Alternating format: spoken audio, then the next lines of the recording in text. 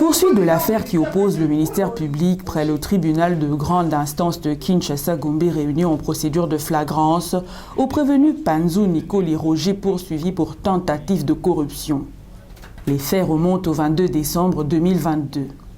Selon l'organe poursuivant, le prévenu Panzou Nicoli Roger se serait présenté auprès du vice-gouverneur Gérard Mulumba Wankongolo en vue de lui remettre une somme de 3 000 $ afin de solliciter la levée de la mise sous scellé de la société Kim International.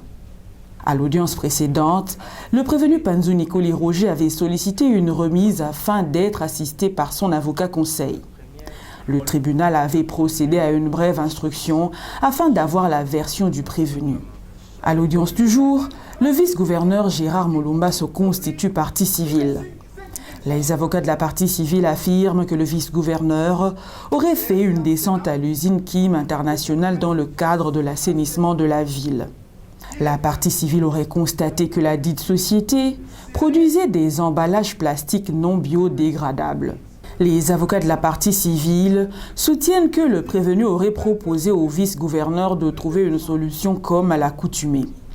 Les avocats de la partie civile sollicitent du tribunal de condamner le prévenu au paiement de 100 $ américains pour des dommages et intérêts. Faisant sa ronde dans le cadre de l'assainissement de la ville et de veiller, n'est-ce pas, à l'application stricte des mesures prises par les autorités de la province, il a fait cette descente, bien sûr, accompagné de M. le bourgmestre de la commune de Limete, M. Douglas Koulou. Ils sont allés dans l'enceinte de la société Kim International, qui, réputée dans la fabrication de sachets, dans l'option, la descente avait pour but de veiller si la mesure ou les mesures prises par l'autorité, que l'on ne fabrique plus de sachets non biodégradables, étaient exécutées. Force était de constater que la société était en train de produire, et c'est une grande société qui pouvait vous produire plus de 5 000 sachets par jour. Et séance tenante, le bourgmestre, face à cette irrégularité, il a pris la mesure de sceller la dite entreprise pour que pareille activité n'ait pas lieu. La personne est arrivée à la personne de monsieur, le ci-devant prévenu, Ngoma Panzou Roger, qui lui dit qu'il est le coordonnateur chargé du personnel et chargé des relations publiques. Il avait eu le numéro de son excellence auprès du bourgmestre. Il voulait qu'il puisse négocier afin qu'on puisse lever la mesure de scellé.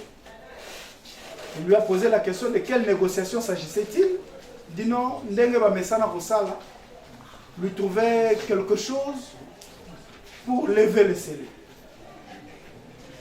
Ce courage l'avait dépassé. Il avait trouvé que c'était un courage exceptionnel.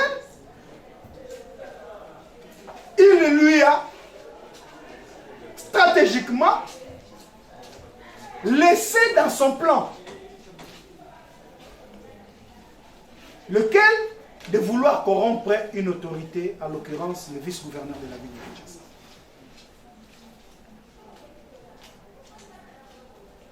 Comment est-ce que tu penses faire? Oh non, c'est comment les audios en parlent. Il dit non, on peut trouver quelque chose pour ça. Il dit, ah bon? Quelque chose là, c'est quoi? Oh, c'est une somme d'argent, 3 000 $, c'est la période des fêtes. On ne sait pas trouver plus parce qu'on n'a pas encore payé les agents. Il dit, ça vient de toi. Il lui pose la question. Vous pouvez me donner quelqu'un pour que je lui remette? Il dit, non, non, à moi-même. Ramenez-le auprès de moi-même. Le monsieur est parti. Pensant même qu'il n'allait pas revenir, le monsieur a pris son courage à bras le corps et il est revenu avec la somme de 3 000 $ dans une enveloppe. Les 3 000 $ qui sont dans votre dossier, 3 000 $ qui ont fait l'objet de saisie. Nous sollicitons de votre tribunal que lorsque vous allez vous retirer, après avoir dit établi en fait en loi l'infraction de la production, vous allez nous allouer le dommage et intérêt de 100 $. Vous allez les condamner à 15 ans de servitude pénale principale. L'organe de la loi, dans son réquisitoire, demande au tribunal de condamner le prévenu Panzou Nicoli Roger à 15 ans de servitude pénale principale, ordonner la confiscation au profit du trésor public, la somme de 3 000 $, ordonner son inéligibilité et le droit de postuler à la fonction publique, le droit de postuler en qualité de comptable ou banquier et le condamner au paiement d'amende de 30 millions de francs congolais. Vous allez les condamner à 15 ans de servitude pénale principale.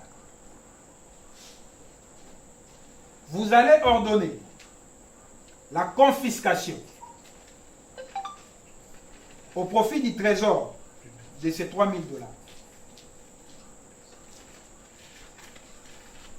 Vous allez ordonner pour une durée de 10 ans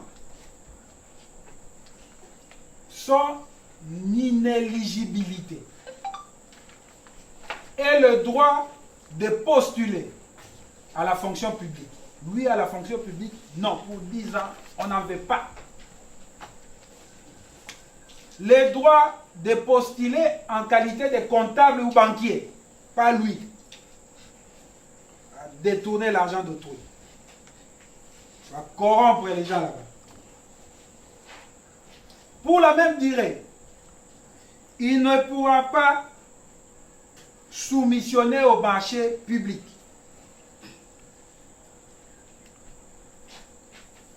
Vous allez aussi l'interdire de voter. Il ne va pas voter, il n'aime pas ce pays, ces messieurs ne votent pas. En 2023, lui, on n'a pas besoin qu'il vote.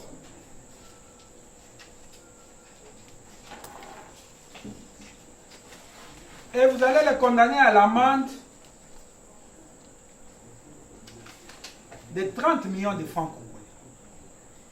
30 millions de francs congolais d'amende. À défaut,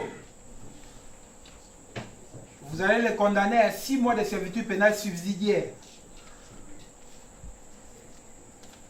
Vous mettrez les frais de la présente instance à sa charge. À défaut, vous allez les condamner à 3 mois de contrainte par corps. Les avocats de la partie prévenue affirment pour leur part qu'un décret relatif à la protection de l'environnement stipule qu'en cas de manquement des prescrits du dit décret, les services compétents du ministère de l'Environnement et de l'Industrie mettent les contravenants en demeure pendant 15 jours. Lorsque ceux-ci ne se conforment pas dans les délais leur impartis, les mêmes services prononcent une sanction pécuniaire et une amende. Ils soutiennent qu'il n'est pas de la compétence du vice-gouverneur de procéder au contrôle des tâches assignées au ministère de l'Environnement et encore moins de sceller une usine. Les avocats de la partie prévenue sollicitent du tribunal de se déclarer incompétent, ordonner la suspension et acquitter leurs clients. C'est l'édit numéro 003/2013 du 3 septembre 2013 relatif à l'assainissement et à la protection de l'environnement dans la ville de Kinshasa. Pour maintenant faire application, soit faire appliquer cet édit, il y avait un décret qui a été signé, c'est le décret dont je venais d'évoquer. Et dans ce décret portant interdiction de la production, importation, commercialisation et utilisation des sacs, sachets et consorts, à son article 7, tout a été déjà précisé. Qu'est-ce qu'il a été dit? L'article 7 de ce décret stipulait ce qui suit. En cas de manquement au prescrit du présent décret qui interdit la commercialisation, la production de sacs et emballages plastiques, les services administratifs compétents des ministères de l'Environnement et de l'Industrie, selon les cas, mettent les contrevenants en demeure de 15 jours. On ne chute pas pour décider, c'est le nom. Lorsqu'on constate que les contrevenants continuent à produire les sacs et emballages en plastique, on met ces contrevenants en demeure de 15 jours. Je continue. lorsque les contrevenants ne se conforment pas dans les délais lui impartis, les services administratifs compétents peuvent prononcer à son encontre une sanction pécuniaire et amende dont le montant est proportionné à la gravité du manquement à sa situation, l'ampleur du dommage et aux avantages qui en sont tirés. L'article 7 ne donne aucunement la compétence au vice-gouverneur de descendre dans une usine pour décider, donner injonction au bourgmestre, sceller et le bourgmestre obéir à cet ordre mal donné. Je regrette parce que je n'étais pas là. J'allais conseiller à ces messieurs, résistez-moi ces deux messieurs parce qu'ils violent même la loi de la République. Tout le monde, tous, nous sommes égaux devant la loi. Il n'y a pas la loi qui a été taillée sur mesure des uns et qui devrait être appliquée positivement pour les uns et négativement pour les autres. Première violation. Qu'est-ce qu'on cherchait derrière tout ça? On a créé une situation. On crée une situation, raison pour laquelle j'avais évoqué la théorie de la spontanéité événementielle politiquement propagandiste. On veut se faire une santé. On veut s'attirer de la sympathie politique. Voilà comment le vice-gouverneur est en train de lutter contre la corruption. Voilà comment il s'érige en modèle, parce qu'on sait ce qui a été dit tout récemment à propos de la nomination des bourgmestres. Je suis protégé par ma robe et je suis immunisé par rapport à la parole que je prends maintenant.